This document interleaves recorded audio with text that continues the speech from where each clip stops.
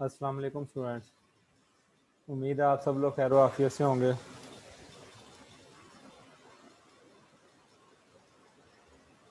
आवाज़ आ रही है आप लोगों को?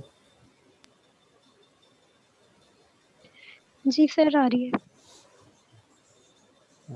प्रीवियस लेक्चर में हमने जो है वो डेवलपमेंट इकोनॉमिक्स को डिफाइन किया था और उसके अलावा हमने मिलेनियम डेवलपमेंट गोल्स स्टडी किए थे, which was set by the United nation for 2015। और इसके अलावा मैंने आप लोगों को एक असाइनमेंट भी दी थी। होपफुली आप सब लोगों ने असाइनमेंट जो है वो सबमिट कर दी होगी।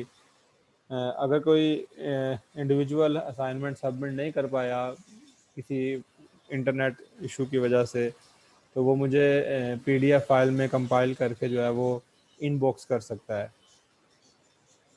हम आज नेक्स्ट चैप्टर स्टार्ट करेंगे। I am going to share the screen. The next chapter is comparative economic development by Tudor and Smith.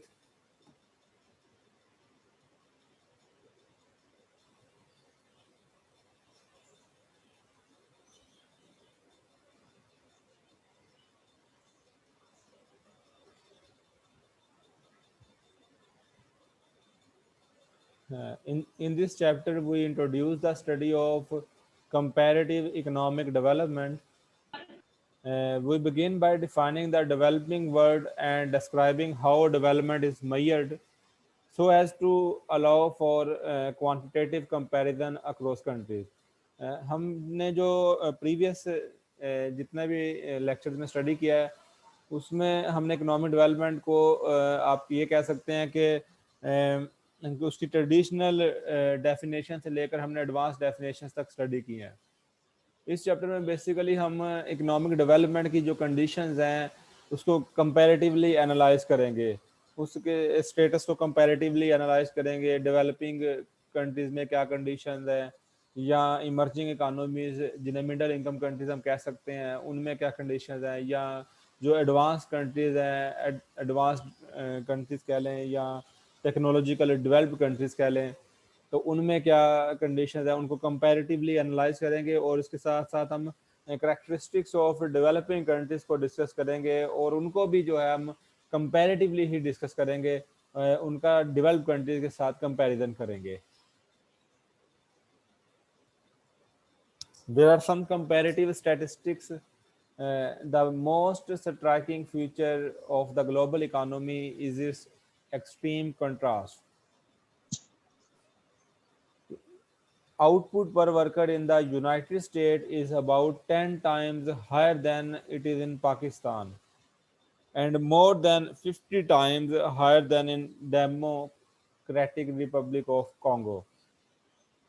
अब देखें यहाँ पे कुछ कंपैरेटिव स्टैटिस्टिक्स डिस्कस किए जाएंगे जिनको आप कहीं पे भी यूटिलाइज कर सकते हैं अपने क्वेश्चन को अटेम्प्ट करने के लिए। और इसके अलावा आप लोग इकोनॉमिक सर्वे ऑफ पाकिस्तान को भी विजिट करेंगे, वर्ल्ड डेवलपमेंट इंडिकेटर्स को भी आप विजिट करेंगे ताकि आप वेरिएबल्स को कंपैरेटिवली एनालाइज कर सकें उनके डाटा को। Economic survey of Pakistan Google पे सिंपली लिखें, FBR की वेबसाइट पे आ जाएगा। आप वहाँ से इकोनॉमिक एंड सोशल इंडिकेटर्स को जो है वो चेक कर सकते हैं करंट ईयर के। The first comparative statistics is output per worker. अब आउटपुट पर वर्कर जो यूनाइटेड स्टेट में है that is 10 times higher than it is in Pakistan. ठीक है, ये अबाउट है, may be more than 10 times higher हो। और आउटपुट वर्कर पर वर्कर क्या होती है? Output per worker basically productivity होती है। आउटपुट पर वर्कर क्या होती है? Basically productivity. तो प्रोडक्टिविटी ज्यादा क्यों है? It is due to increase in technology. जितनी टेक्नोलॉजी ज्यादा होगी उतनी ही प्रोडक्टिविटी ज्यादा होगी। So productivity in the United States is about 10 times higher than it is in Pakistan and more than 50 times higher than the Congo। ठीक है, एक और कंट्री है कॉन्गो, आपने शायद सुना हो, तो उससे 50 टाइम्स यूनाइटेड स्टेट की जो प्रोडक्टिविटी है वो हायर है। Another comparative statistics is that real income per capita is $54,370 in the United States and $4,749 per year in Pakistan. यहाँ पे कुछ फिगर्स आप यूज़ करते होंगे, तो उनमें शायद आप लोगों को लगता हो कि मतलब डाइवर्सिटीज आ रही हैं, हमने इतना फिगर पढ़ा था, इतना सर इतना बता रहे हैं, या हमें भी आप आपस में खुद पढ़ रहे हो तो आप कहीं पे कोई फिगर लिखा, कहीं पे आपने देखा होगा $1,500 लिखी है पाकिस्तान की पर कैपिटा इनकम, कहीं आप देख रहे हैं कि 4,000 या 5,000, ये जितनी आपके सामने मेंशन है 4,700, ठीक है। तो ये बेसिकली फिगर सही हैं। आप वेरिएबल्स पे गौर करें तो फिर आपको क्लियर हो जाएगा। यहाँ पे मेंशन है real income per capita, real income है, ये नॉमिनल नहीं है। अगर नॉमिनल देखें तो वो तकरीबन $1,600 के नज़दीक है पाकिस्तान की पर कैपिटा इनकम, और अगर रियल में मतलब ये परचेजिंग पावर पैरिटी के लिहाज से कैलकुलेट की गई है, और ये 2019 की ऑलमोस्ट होगी जो आपके सामने मेंशन है। आप इसको अपडेट कर सकते हैं, 5,000 के नज़दीक हो चुकी होगी। तो रियल पर capita income is $54,370 in United States and $4,749 in Pakistan. Life expectancy is 84 in Japan and 79 in USA and 65 in Pakistan. by World Health Organization 2013 का, ये 2013 का फिगर है WHO के मुताबिक। अब देखिए ना, लाइफ एक्सपेक्टेंसी में कितना आप डाइवर्सिटी चेक कर सकते हैं कि जापान में 84 है एवरेज लाइफ एक्सपेक्टेंसी, यूएसए में 79 है और पाकिस्तान में 65 है। वहाँ ज़्यादा क्यों है, यहाँ कम क्यों है? There are number of reason. वहाँ पे उनको एनवायरमेंटल प्रॉब्लम नहीं है, उनको हेल्थ इश्यूज जो है वो कम है relatively to the developing countries, health insurance है, जॉब सेटिस्फेक्शन है, और भी आप फूड आइटम जो है वो कह सकते हैं कि अच्छी हैं, या जो भी नंबर ऑफ रीजन है, इसमें मैंने पहले कहा है। तो लाइफ एक्सपेक्टेंसी रेट आप कंपेयर कर सकते हैं। अगर नॉर्वे डेनमार्क की बात करें तो वहाँ पे 89 ईयर्स लाइफ एक्सपेक्टेंसी रेट है, which is quite higher than the Pakistan.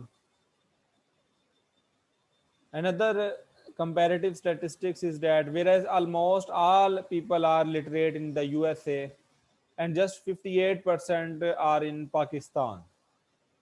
Literacy rate की बात करें तो जितने भी कंट्रीज हैं, आप डेवलप कंट्रीज देख लें, इवन डेवलपिंग कंट्रीज में भी आप साउथ एशिया में एनालाइज कर लें तो पाकिस्तान काफ़ी पीछे रह गया है। श्रीलंका का लिटरेसी रेट जो है वो 100% है, उसने अचीव कर लिया काफ़ी साल पहले का। बांग्लादेश का लिटरेसी रेट हमसे ज़्यादा है, इंडिया का लिटरेसी रेट हमसे ज़्यादा है। तो पाकिस्तान का लिटरेसी रेट 58% है ओनली। और अगर लिटरेसी रेट की डेफिनेशन पे हम जाएं तो वो ये है कि more than 15 years of old who is able to write his name and read out the newspaper, सिर्फ न्यूज़पेपर पढ़ सकता हो, अपना नाम लिख सकता हो, उसे हम लिटरेट कहते हैं। तो ऑब्वियसली अगर आप इसे प्राइमरी स्कूल पे ले जाएं तो फिर वो इससे भी कम रह जाएंगे, 58% से भी। मतलब अराउंड 42% लोग ऐसे हैं जो अपना नाम नहीं लिख सकते।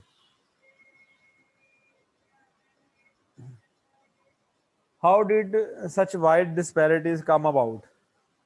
In today's world, with so much knowledge and with the movement of people, information and goods and services, अब देखिए ना कि इतनी डिस्पैरिटीज कहाँ से आ गई हैं।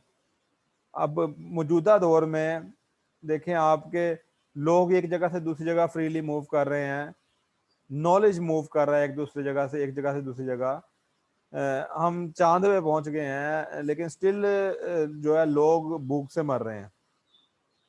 ऐसे ही ना, अगर टेक्नोलॉजी की बात करें तो हम कहाँ से कहाँ तक पहुंच गए हैं, बट स्टिल हम जो बेसिक नेसेसिटीज ऑफ लाइफ है को जो है वो अटेन नहीं कर पा रहे हैं, उन तक सब लोगों की इक्वल एक्सेस नहीं है। अभी भी लोग आप देख रहे हैं भूख से पाकिस्तान में भी खुदकुशियां कर लेते हैं, और आप अफ्रीकन कंट्रीज में देखें वहां पे भूख से क्या हाल है। आप सिंध में देखें तो there is no access to water, simple water, clean water तो दूर की बात है, there is no access to water. ठीक है, क्लीन वाटर तो डेवलप कंट्रीज इस बारे में करें, डेवलपिंग कंट्रीज में तो पानी तक एक्सेस नहीं है। Why have some developing countries made so much progress in closing these gaps while others have made so little? कुछ कंट्रीज ने जो है इन गैप्स को काफी हद तक ओवरकम किया है, जबकि कुछ ने इन गैप्स को ओवरकम नहीं किया। So now we are going to study the some important features of developing countries. There are some important features of developing countries. Obviously हमने पिछले लेक्चर में भी एक्सप्लेन किया था कि क्यों हम जो है वो डेवलपमेंट इकोनॉमिक्स को as a separate study discipline study करते हैं। One of the major reason is that 85% of the population are living in the developing countries. हमारी टोटल पॉपुलेशन का, वर्ल्ड पॉपुलेशन का 85% जो है वो डेवलपिंग कंट्रीज में रह रहा है। तो ऑब्वियसली जब वो डिफरेंस फील करते हैं डेवलपिंग कंट्रीज का और डेवलप्ड कंट्रीज का, और वो चाहते हैं कि वो भी अपने कंट्रीज को जो है वो इम्प्रूव करें हर लिहाज से, ताकि वो डेवलप्ड वर्ल्ड के साथ compete कर सकें। So there are some important features of developing countries. First one is low levels of living and productivity. अभी प्रोडक्टिविटी का फिगर हमने स्टडी किया है कि पाकिस्तान की प्रोडक्टिविटी को जो है वो यूएसए की प्रोडक्टिविटी से कंपेयर किया है, और अगर हम इसे जापान की प्रोडक्टिविटी से कंपेयर करें तो और भी आपको ह्यूज गैप नजर आएगा कि किस हद तक जापान की प्रोडक्टिविटी में इजाफा हो चुका है। It is due to increase in technology. Productivity देखिए ना, अब उतने ही रिसोर्सेज हैं, रिसोर्सेज उतने ही हैं, उनको इस तरीके से यूटिलाइज किया जाता है कि आपका प्रोडक्शन लेवल इंक्रीज करता जाए। रिसोर्सेज वही है, लेबर वही है, लैंड वही है, कैपिटल वही है, लेकिन आप अपने रिसोर्सेज को ऐसे यूटिलाइज कर रहे हैं कि प्रोडक्टिविटी में इजाफा होता जाए। तो ये that is due to increase in technology. Levels of living की बात करें, लिविंग स्टैंडर्ड की बात करें अगर अब, तो डेवलपिंग कंट्रीज में लिविंग स्टैंडर्ड आप देख सकते हैं कि जो फैमिली साइज है वो 6.5 है पाकिस्तान का। इसी तरह अगर एवरेज फैमिली साइज की बात करें डेवलपिंग कंट्रीज की तो वो 7 to 8% है, जबकि अगर डेवलप कंट्रीज में एवरेज फैमिली साइज की बात करें तो वो 3 मेंबर्स है, और तीनों जो है वो अर्निंग कर रहे हैं, जबकि डेवलपिंग कंट्रीज में सिर्फ एक अर्निंग कर रहा है, बाकी जो है वो डिपेंडेंट है उस पर। तो इस तरीके से हम इसे एक्सप्लेन कर सकते हैं। Second important feature of developing countries is lower levels of human capital. Lower level of human capital. Human capital को बेसिकली हम इस तरीके से डिफाइन करते हैं कि ये basically this is knowledge, this is research and development, ये आपका ह्यूमन कैपिटल बनता है।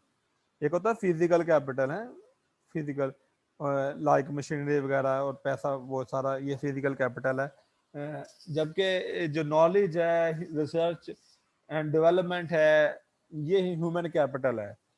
तो डेवलपिंग कंट्रीज में ये बहुत कम है। इन्वेंशन कितनी होती हैं आप पाकिस्तान में देखें कि पिछले 5 सालों में या पिछले 2 सालों में कितनी इन्वेंशन हुई हैं, ठीक है। अब और इसके मुकाबला में आप किसी डेवलप कंट्री को निकाल ले, कि यूएसए को ले लें आप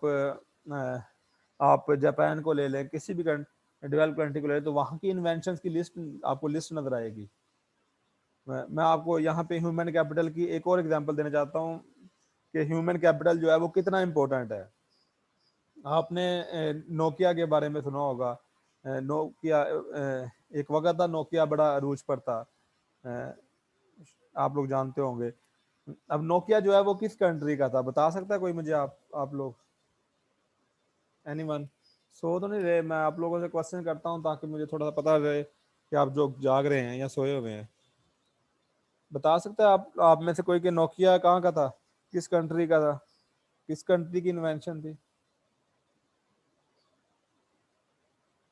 चलो यही कह दें नहीं पता सर, मुझे पता लग जाए जाग रहे हैं आप लोग।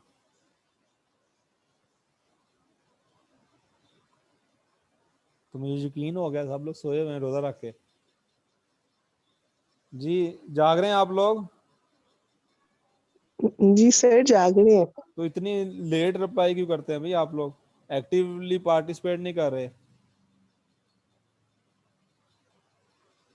एक्टिवली पार्टिसिपेट नहीं कर रहे आप लोग। पहले सेमेस्टर में आप लोगों की कितनी स्ट्रेंथ थी टोटल स्टूडेंट्स की, पता है आप लोगों को? 48 50 एडमिशन थे आप लोगों के। इस टाइम क्लास में कितने मौजूद हैं पता है आप लोगों को? बाकी सारे फेल हो गए हैं और अगले साल अगले सेमेस्टर, ये सेमेस्टर के एंड में मजीद हो जाएंगे। ठीक है, थोड़ा एक्टिवली पार्टिसिपेट करें। पढ़ने के लिए बैठे हुए हैं आप लोग। सर चाइना की है ये? चाइना की है? आप वैसे ही मुझे कहे थे सर, हमें नहीं पता आप, तो आप कम से कम जाग गए तो सही। आप लोग सोए हुए हैं ऐसे अजीब, ये अच्छी बात नहीं है कि आप लोग सोए हुए हैं। आप लोगों का बड़ा नुकसान होगा इस तरीके से।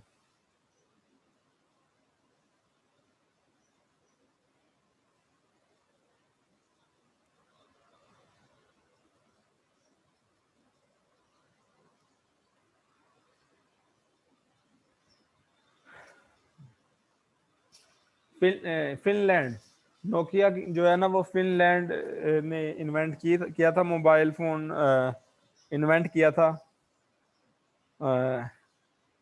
और ऑब्वियसली एक पर्सन का कंट्रीब्यूशन था और उस एक इंडस्ट्री की बदौलत उस फिनलैंड की इनकम जो है वो डबल हो गई थी।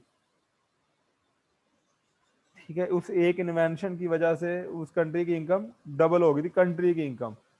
सो this is the value of human capital. Further उसने अपने राइट्स हंगरी को सेल कर दिए, चाइना को सेल कर दिए।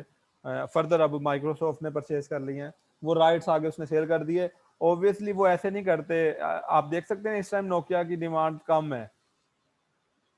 ठीक है, तो जो वो जो मतलब इंटेलिजेंट लोग होते हैं या आप कह लें कि इन्वेंटर्स होते हैं, वो ये नहीं होता कि वो एक कमोडिटी प्रोड्यूस कर ली या इन्वेंट कर ली उसी पे लगे रहे बस, फिर जब तक वो खत्म हो जाती है आप खुद भी उसके साथ ही खत्म हो जाए, ऐसा नहीं होता।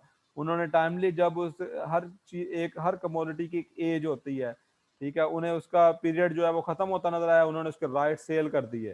ठीक है, और आगे खुद मजीद कुछ और इन्वेंशन स्टार्ट कर दी। So this is the value of human capital, कि एक कंट्री की इनकम को डबल कर देता है। तो आप डेवलपिंग कंट्रीज को देख सकते हैं कि there are lower levels of human capital as compare to developed countries. वहां की इन्वेंशन को देखें, यहाँ की इन्वेंशन को देखें, यहाँ पे तो कोई इन्वेंशन मिलेगी नहीं आपको। सो आप वहां पे रिसर्च एंड डेवलपमेंट पे कितने एक्सपेंडिचर हो रहे हैं उसको देखें। आप पाकिस्तान में रिसर्च एंड डेवलपमेंट पे कितने एक्सपेंडिचर हो रहे हैं उनको देखें। The third important feature of developing country is higher level of income inequality and absolute poverty. Higher level of income inequality and absolute poverty. ये जो income inequality बहुत ज़्यादा है, ये कॉमन प्रॉब्लम है डेवलपिंग कंट्री की और डेवलप्ड कंट्रीज की एज वेल। इनकम इनक्वालिटी आप देख सकते हैं कि पाकिस्तान के लिहाज से अगर बात करें तो 70s 80s में जो है वो प्रोफेसर महबूबुल्लाह का एक पॉपुलर स्लोगन था कि पाकिस्तान में जो है वो 22 फैमिलीज जो है that occupies the 77% of total GDP of Pakistan. Only 22 families occupies the 77% of total GDP of Pakistan, and remaining population is contributing only 23% the total GDP of Pakistan। यहाँ पे आप इनकम इनक्वालिटी की एक ग्रेट पिक्चर है उसका, इसको analyse कर सकते हैं कितनी हायर इनकम इनक्वालिटी है। And absolute poverty, obviously absolute poverty, सबसे ज़्यादा पॉवर्टी जो है वो आप देख सकते हैं कि अफ्रीकन रीजन में मौजूद है, अफ्रीका में मौजूद है अराउंड 45% सब सहारन अफ्रीका में। ठीक है, अगर साउथ एशिया की बात करें तो साउथ एशिया में भी तकरीबन 24% तक जो है वो पावर्टी रेट मौजूद है। और एब्सोल्यूट पावर्टी हम सिंपली जो है इस तरीके से इसको डिफाइन कर लेते हैं। मजीद हम पावर्टी के चैप्टर में मजीद इसकी डेफिनेशंस पढ़ेंगे, यहाँ पे सिंपली हम ये कह सकते हैं कि a person who is unable to earn $2 a day, it will be considered as a poor. A person who is unable to earn $2 a day will be considered as a poor. The fourth one is higher population growth rates. This is another important feature of developing countries. Higher population growth rates. आप पाकिस्तान का जो है वो population growth यहाँ पे mention कर सकते हैं, दैट इज़ 2.05. अब इसके मुकाबले में किसी भी डेवलप कंट्री का पॉपुलेशन ग्रोथ रेट जो है वो एनालाइज कर सकते हैं, 1 पॉइंट समथिंग होगा. तो इस तरीके से आप देख सकते हैं कि डेवलपिंग कंट्रीज में पॉपुलेशन ग्रोथ रेट ज़्यादा है. ऑब्वियसली जब पर कैपिटा इनकम कैलकुलेट करनी होती है, which is equal to total income divided by total population. तो पॉपुलेशन ग्रोथ रेट अगर जीडीपी ग्रोथ रेट के इक्वल है, so there will be no increase in per capita income. तो पर कैपिटा इनकम इंक्रीज होने के लिए जरूरी है कि your GDP growth rate must be higher than the population growth rate. तो डेवलपिंग कंट्रीज में जो है वो पॉपुलेशन ग्रोथ रेट बहुत ज्यादा है. Greater social फ्रैक्शनलाइजेशन.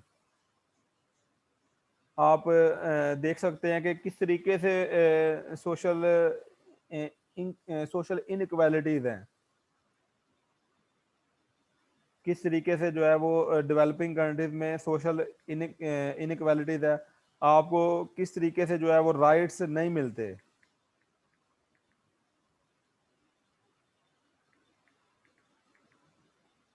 किस तरीके से आपको जो है वो राइट नहीं मिलते. अगर आप जॉब की फील्ड में चले जाएं, सोसाइटी आपकी एक किस्म की डिवाइड हुई है. एक एलीट क्लास है जैसे, और दूसरी जो है वो पुअर क्लास है. अब एलीट क्लास है जो वो डोमिनेंट सोसाइटी है, हर फील्ड में वो आगे है. ठीक है, डोमिनेंट, जिस तरह एक डोमिनेंट सोसाइटी होती है, एक डोमिनेटेड सोसाइटी होती है. तो ये डेवलपिंग कंट्रीज में ये बहुत है, जबकि डेवलप कंट्रीज में इसके मुकाबला में ये चीज़ें बहुत कम हैं. मतलब पुअर को उसका राइट नहीं मिलता.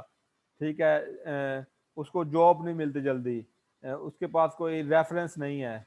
ये चीज़ें मतलब सोसाइटी को डिवाइड किया होना, उसको हम सोशल फ्रैक्शनलाइजेशन कहते हैं. सोसाइटी की डिवीजन होना. अब डिवीजन मुख्तलिफ तरीकों से हो सकती है, जिस तरह मैंने कहा कि एक लीड क्लास है, दूसरे पुअर क्लास है, या आप कह लें कि जैसे जैसे ये स्कूल्स हैं लाहौर में बहुत सारे, आप देख सकते हैं कि उनमें कैसे डिवीजन है कि कुछ स्कूल ऐसे हैं जिनकी 50,000 तक जो है मंथली फ़ी है, और वहाँ पे कौन से बच्चे पढ़ सकेंगे. वहाँ पे सिर्फ एलीट क्लास के ब्यूरोक्रेट्स के वही बच्चे पढ़ते हैं. और जब हम सोसाइटी को इस तरीके से डिवाइड करते हैं इन टर्म्स ऑफ, आप कह लें इन टर्म्स ऑफ पावर्स कह लें, इन टर्म्स ऑफ इनकम कह लें, इन टर्म्स ऑफ एजुकेशन कह लें, उसको हम सोशल फ्रैक्शनलाइजेशन बोलते हैं.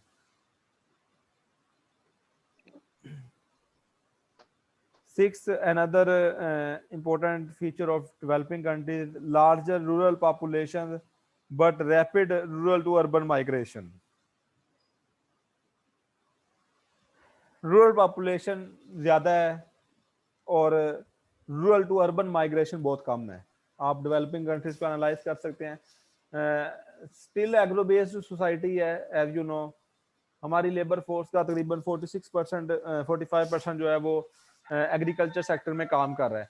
अब 45% तो लेबर फोर्स का एग्रीकल्चर सेक्टर में काम कर रहा है. इट मींस कि मोर देन 60% हमारी पॉपुलेशन जो है वो रूरल एरियाज में रह रही है ऑलमोस्ट.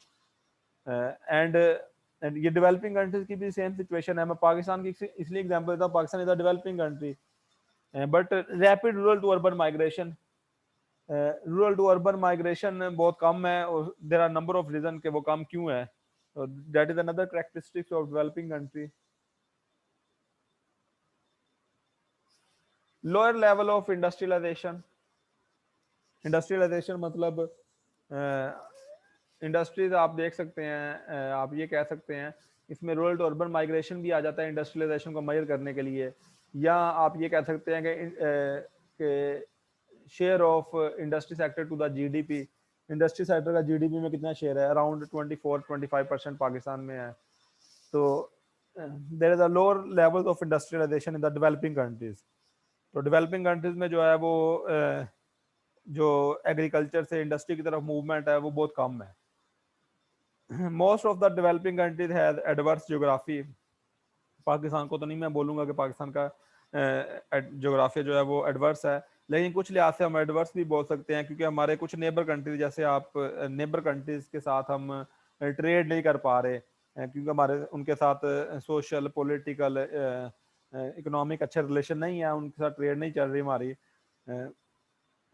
तो जिस तरह इंडिया की बात कर रहा हूँ, हमारे उनके साथ जो है वो, तो ये कुछ हद तक ज्योग्राफी हमारी सूटेबल नहीं है इस लिहाज से। लेकिन अगर दूसरी तरफ से देखा जाए, जैसे सी पैक बन रहा है, उस लिहाज से ज्योग्राफिकल लोकेशन बहुत अच्छी है। तो ये इतनी मैटर नहीं करती हाउएवर, क्योंकि देखें चाइना को आप देखें कहाँ से कहाँ तक पहुँच गया है, तो वो उसको देखें आपके ज्योग्राफिकली बड़ा होने के बावजूद ज्योग्राफिकली सूटेबल नहीं है इतना, फिर भी जो है, so it is no more important variable. Ninth one is underdeveloped financial and other markets. Financial markets, labor markets, even goods and services market, these are underdeveloped. अब देखिए ना, मैं इसकी थोड़ी सी एक दो ऐसे ही आपको ट्रेडिशनल वे में एग्जांपल देता हूँ कि मार्केट है, मंडी है, सब्जी मंडी है, बारिश ज्यादा हो गई है, टमाटर जो है वो मंडी तक नहीं पहुंचे, रेट कहाँ से कहाँ चल जाएगा। बारिश खत्म हो गई है, अचानक टमाटर आ गए हैं, रेट कहाँ से कहाँ डाउन हो गया। प्राइसेस स्टेबिलिटी नहीं है, अंडर डेवलप्ड मार्केट्स हैं, फाइनेंशियल मार्केट भी अंडर डेवलप्ड है, और अदर मार्केट आप लेबर मार्केट को ले लें, गवर्नमेंट अनाउंस करती है कि मिनिमम वेज रेट जो है वो 16,000 है। आप देख सकते हैं कि नंबर ऑफ वर्कर जो है वो 16,000 से कम पे काम कर रहे होंगे। This is example of under developed market. Number of बहुत सारे आप देखेंगे गार्ड्स या और 10,000 12,000 पे काम कर रहे हैं, जबकि गवर्नमेंट ने मिनिमम वेज जो है वो 16,000 रखा है। तो how you can justify this? ठीक है, तो ये this is the example of under developed market, under developed labour market. इसी तरह गुड्स एंड सर्विसेज मार्केट है, इसी तरह फाइनेंशियल मार्केट भी जो है वो अंडर डेवलप्ड है। Sixth one is lingering colonial impacts such as poor institutions and often external dependence.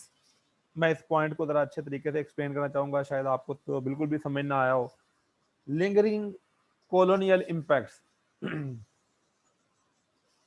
देखें जितने भी डेवलपिंग कंट्रीज हैं वो पास्ट में किसी ना किसी डेवलप्ड कंट्रीज का कॉलोनियल पास्ट रहे हैं। जितने भी डेवलपिंग कंट्रीज हैं वो पास्ट में किसी ना किसी कंट्री किसी कंट्रीज का, डेवलप्ड कंट्रीज का कॉलोनियल पास्ट रहे हैं।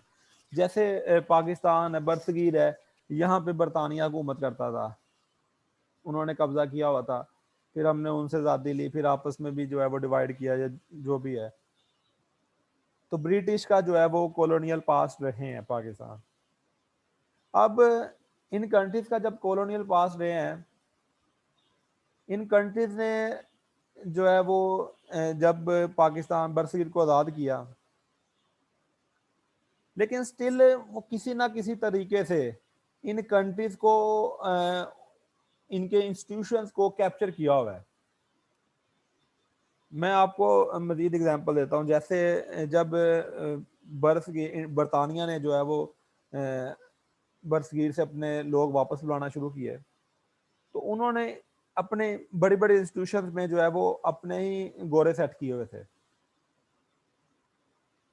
और फिर गोरे जो है वो खुद आहिस्ता आहिस्ता जाते गए और अपनी सीट्स पर अपने रिलेशन वाले लोगों को ही सेट करते गए। एक ये वे था।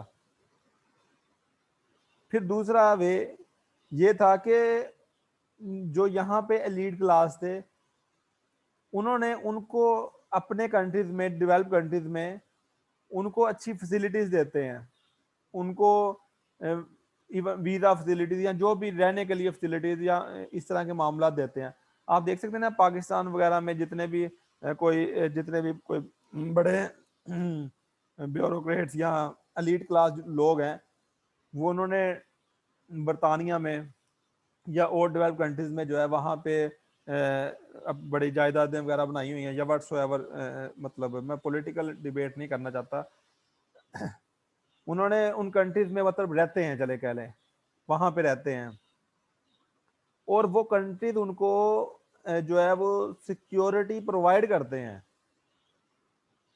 आप अगर अगर आप इस कंट्री में, डेवलपिंग कंट्रीज में उन पे केसेस भी चल रहे हो, फिर भी वो उनको सिक्योरिटी प्रोवाइड करते हैं। बेसिकली वो उन लोगों के जरिए डेवलपिंग कंट्रीज को कैप्चर किए हुए हैं, वो खुद हुकूमत नहीं कर रहे।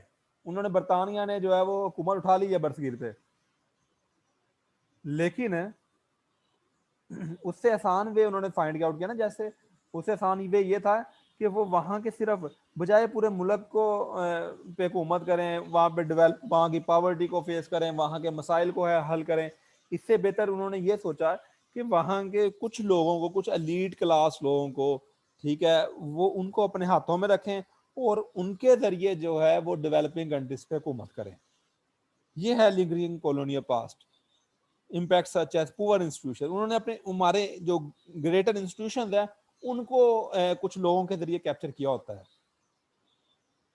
And often external dependence, loan देते हैं, लोन देते हैं, ठीक है, लोन के जरिए आप लोगों को, आप डिपेंडेंट हुए हैं उन पे, डेवलपिंग कंट्रीज। ये मैं ओवरऑल डेवलपिंग कंट्रीज की बात कर रहा हूँ, आप ना सिर्फ पाकिस्तान के लिहाज से चाइना लीजिएगा, इसको एक एग्जाम्पल के जरिए आप जरूर कोट कर सकते हैं पाकिस्तान को, लेकिन मैं इन जनरल बात कर रहा हूँ। तो जितने भी डेवलपिंग कंट्रीज हैं उनको, उनके कॉलोनियल पास जिनके रहते हैं उन्होंने उनको ज्यादा लोन्स दिए हुए हैं, और उन लोन्स के जरिए वो उन पे डिपेंडेंस हुई है, उन लोन्स के जरिए फिर अपनी पॉलिसीज भी वो मनवाते हैं, अपनी बातें मनवाते हैं। इवन ऐसे भी है कि वो लोन देते हैं और साथ कहते हैं कि ट्रेड हमसे करनी है, साथ कंडीशंस होती हैं एक लोन के साथ। आपने देखा होगा, आप आईएमएफ ने लोन दिया है तो क्या कितनी कंडीशंस लगाई हैं, ठीक है। तो जापान जब लोन देता था पाकिस्तान को, साथ रिटर्न एग्रीमेंट्स होते थे कि जो है वो ट्रेड हमसे करनी है, ये ट्रेड हमसे करनी है, आप बाहर से कुछ नहीं परचेज कर सकते। तो ये जो डिपेंडेंस है, ये लिंगरिंग कॉलोनियल इम्पैक्ट्स हैं, ये these are the features of developing countries. Developing countries जो है वो, और आप ये भी कह सकते हैं डेवलपिंग कंट्रीज जो है वो डेवलपिंग स्टेट में इसीलिए है क्योंकि वो इन चीज़ों में आप कह लें कि फंसा हुआ है, ठीक है। वो इस डेट बर्डन में, इस लिंगरिंग कॉलोनियल इम्पैक्ट्स में जो है वो जो है इसमें, इनमें फंसा हुआ है और इससे बाहर निकलना उसके लिए डिफिकल्ट हुआ है, एक सर्कल में फंसा हुआ है। So these are the some important features of developing countries. यहाँ तक किसी का कोई क्वेश्चन है तो you are free to ask. No, sir. Is there any question? No, sir. ये जितनी भी हेडिंग्स हैं आपने इन सब में फैक्ट एंड फिगर यूज करने हैं, फैक्ट एंड फिगर यूज करने हैं। फैक्ट एंड फिगर्स के लिए आप वर्ल्ड डेवलपमेंट इंडिकेटर्स भी देख सकते हैं, जो सोर्स मैं बता रहा हूँ सिर्फ उसी सोर्स से आपने देख के लिखने हैं फैक्ट एंड फिगर, किसी और सोर्स पे नहीं जाना क्योंकि बहुत सारे सोर्सेज हैं। वर्ल्ड डेवलपमेंट इंडिकेटर्स, वो उसको एनालाइज कर सकते हैं आप, इकोनॉमिक सर्वे ऑफ पाकिस्तान को एनालाइज कर सकते हैं, या फेडरल ब्यूरो ऑफ स्टैटिस्टिक्स को एनालाइज कर सकते हैं। तो कोई रिलायबल सोर्स से आप डाटा लेंगे, आप ये जितने भी फिगर्स हैं इनको डाटे की मदद से आपने एक्सप्लेन करना है। यहाँ तक किसी का कोई क्वेश्चन है तो आप पूछ सकते हैं।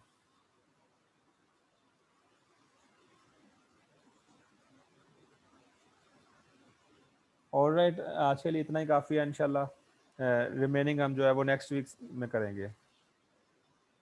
Okay, thank you students, stay blessed, अल्लाह हाफिज़। ये अली हसन ज़रा स्क्रीनशॉट बेटा ले लेना पार्टिसिपेंट्स का।